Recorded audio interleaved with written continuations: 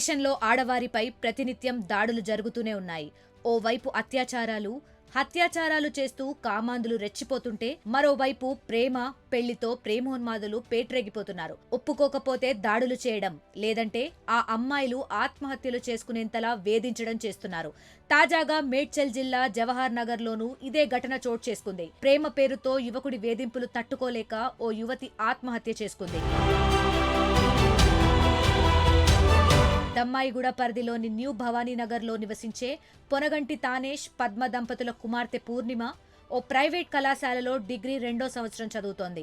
ఈ నెల 24న ఉదయం 8 గంటలకు కాలేజ్కి వెళ్తున్నానని బయలుదేరింది. అనంతరం కుటుంబ సభ్యులు ఉదయం 9 గంటలకు పనికి వెళ్లారు. అయితే మధ్యాహ్నం కాలేజీ నుంచి ఇంటికి వచ్చిన పూర్ణిమ పిల్లలకు ట్యూషన్ చెప్తోంది. అంతలో ఆమెకు ఓ ఫోన్ వచ్చింది. ఫోన్ మాట్లాడుతూ ఏడుస్తూనే పూర్ణిమ బాత్రూంలోకి వెళ్లి యాసిడ్ తాగింది. తాను యాసిడ్ తాగానని ట్యూషన్కి వచ్చిన పిల్లలకు చెప్పడంతో వారు కుటుంబ సభ్యులకు సమాచారం అందించారు.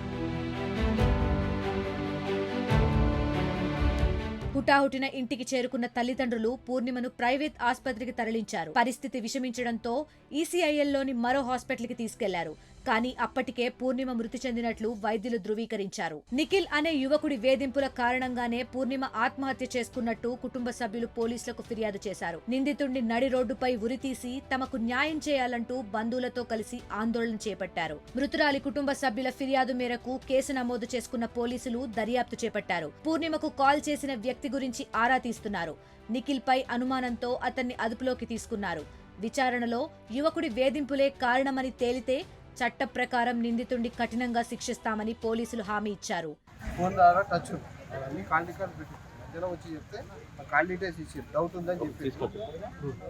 డౌట్ ఉందని చెప్పి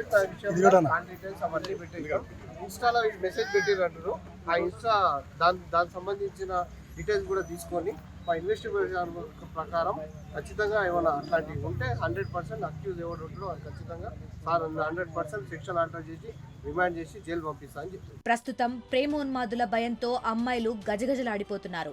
ఏదో స్నేహపూర్వకంగా పలకరిస్తే చాలు దానికి క్రమంగా ప్రేమ అనే పేరు పెట్టి తమను వివాహం చేసుకోవాలని కొందరు అబ్బాయిలు వేధిస్తున్నారు. దీనిని నిరోధించాలంటే యుక్త వయసు చేరుకున్న అబ్బాయి అమ్మాయిల దోస్తీ ఎలా సాగుతోందో తల్లిదండ్రులు ఓ కంట కనిపెట్టాలంటున్నారు. లేకపోతే సమాజంలో ఇటువంటి పోకడలు మరింత పురివిప్పే ప్రమాదం ఉందని నిపుణులు హెచ్చరిస్తున్నారు.